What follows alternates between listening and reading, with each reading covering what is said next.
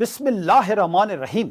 अस्सलाम वालेकुम नाजरीन, मैं हूं जेम जमाली और आप देख रहे हैं डिजिटल के सबसे बड़े चैनल न्यूज़ पाकिस्तान का प्रोग्राम ए टू जी। नाजरीन, वज़ीर ख़जाना मोहम्मद औरंगज़ेब ने कहा है कि पाकिस्तान पहली मरतबा चीनी करेंसी में पांडा बॉन्ड जारी करने की तैयारी कर रहा है।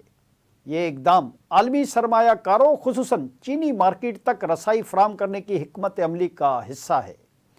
डेविस में वर्ल्ड इकोनॉमिक फोरम के दौरान गैर मुल्की जरीदे ब्लूमबर्ग को इंटरव्यू देते हुए उन्होंने कहा कि हुकूमत आइंदा चंद हफ्तों में बॉन्ड इजरा के लिए आलमी मुशीरों के तकर्रर का अमल शुरू करेगी।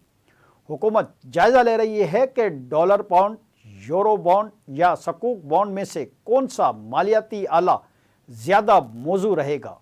मोहम्मद औरंगज़ेब का कहना है कि अफरात ज़र जो एक वक्त में तकरीबन 40% तक पहुँच गई थी, अब सिंगल डिजिट में है। आलमी रेटिंग एजेंसियों मोडीज, S&P और फिच ने पाकिस्तान की क्रेडिट रेटिंग बेहतर की। उन्होंने कहा कि ज़र मुबादला के ज़खायर रवां माली साल के अख्ताम तक दरामदात के 3 माह के बराबर होने की तवक्को है। हुकूमत बरामदात पर मुबनी तरक्की की हिकमत अमली अपनाना चाहती है ताकि माजी की तरह अदायगियों के तवाज़ुन के बहरान दोबारा पैदा ना हों। ब्लूमबर्ग रिपोर्ट में कहा गया है कि पाकिस्तान 2022 के बाद आलमी बॉन्ड मार्केट से बाहर हो चुका था। IMF प्रोग्राम के तहत मालियाती नज़्म व ज़ब्त, टैक्स इस्लाहात, सब्सिडी में कमी ने एतमाद बहाल किया है। दूसरी तरफ मुल्क की तारीख में पहली मरतबा फ़ी तोला सोने की कीमत 5 लाख रुपए से भी तजावज़ कर गई है। आल पाकिस्तान सराफा जेम्स एंड ज्वेलर्स एसोसिएशन के मुताबिक आज सोने की फ़ी तोला कीमत में 12,700 रुपये का इजाफा हुआ, जिसके बाद इसकी नई कीमत 5,06,362 रुपये है। इसी तरह 10 ग्राम सोना 10,888 रुपये इजाफे से 4,44,123 रुपये का हो गया है। दूसरी जानिब आलमी मार्केट में सोना $4,840 फ़ी औंस की सतह पर आ गया है।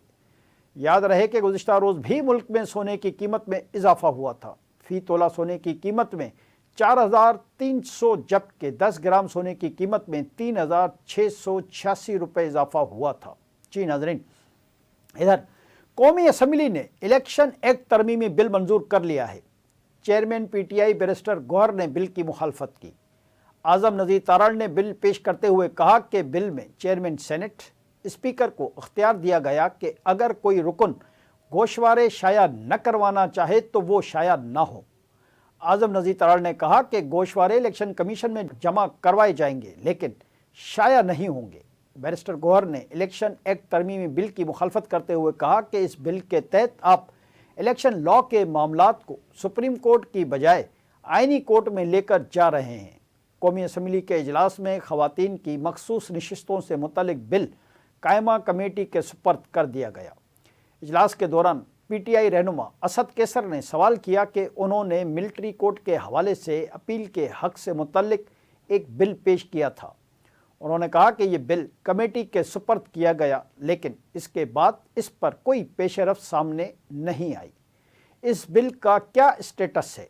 जी नाज़रीन, उसी दौरान अमरीकी अखबार ने अमरीकी हकाम के हवाले से कहा है कि सदर डोनाल्ड ट्रंप ईरान के ख़िलाफ़ फैसला कुन ऑप्शंस चाहते हैं। अमरीकी हकाम का कहना है कि अमरीकी लड़ाका तैयारे मशरिक़ वस्ता पहुँच चुके हैं। अमरीकी एयरक्राफ्ट कैरियर भी मशरिक़ वस्ता पहुँच रहा है। दूसरी जानिब अरब मीडिया की रिपोर्ट के मुताबिक अमरीकी बहरिया का तैयारा बरदार जहाज़ USS इब्राहिम लिंकन बहरे हिंद की जानिब बढ़ रहा है। अरब मीडिया की रिपोर्ट के मुताबिक अमरीकी तैयारों की बहरे हिंद में मौजूदगी से खित्ते में कशीदगी मज़ीद बढ़ने का खदशा है। दूसरी जानिब ईरान ने अमरीकी सदर डोनाल्ड ट्रंप को खबरदार किया है कि अगर सुप्रीम लीडर आयतुल्लाह खामनेई के ख़िलाफ़ कोई भी जारहाना इक़दाम उठाया गया तो उसके संगीन नताइज होंगे।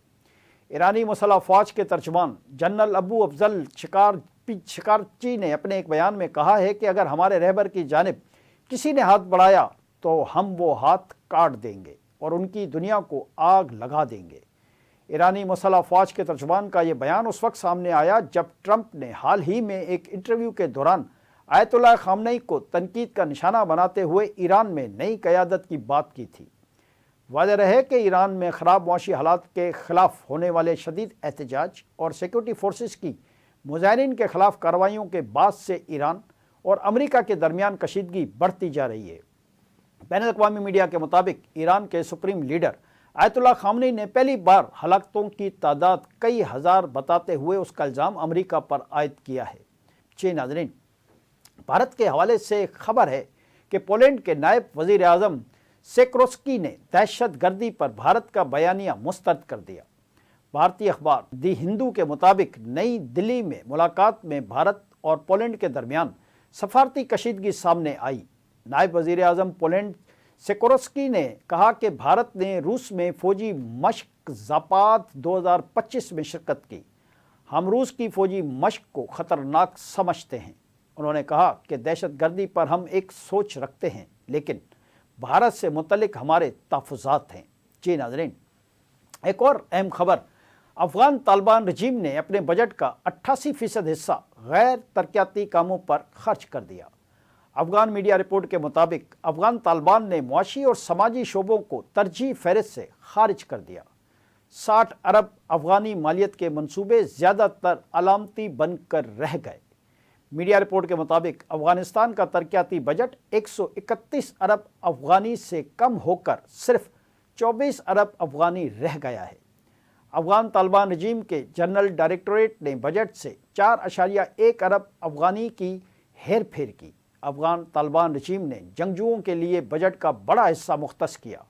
افغان میڈیا رپورٹ کے مطابق ملا ہیبت اللہ کی سیکیورٹی کے لیے اربوں افغانی روپے مختص کر دیے گئے ہیں۔